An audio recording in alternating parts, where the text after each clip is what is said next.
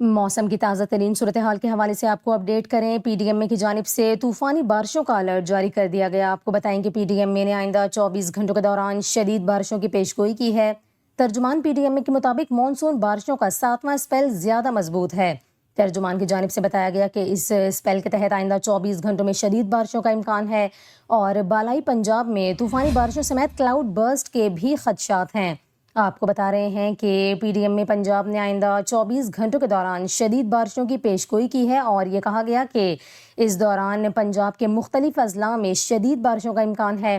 آپ کو بتائیں کہ خیبر پختونخوا میں بارشوں اور سیلاب سے اموات کی تعداد 320 سے تجاوز کر گئی، جہاں صرف بونیر میں 150 سے زائد افراد سیلابی ریلوں کی نظر ہو گئے۔ باجوڑ میں کلاؤڈ برسٹ کے بعد سیلاب کئی گاؤں بہا لے گیا اور مکینوں کے آشیانے گر گئے۔ سیلابی ریلوں میں جانور اور گاڑیاں بھی بہہ گئیں، جبکہ بونیر میں ہنگامی حالت نافذ کر دی گئی۔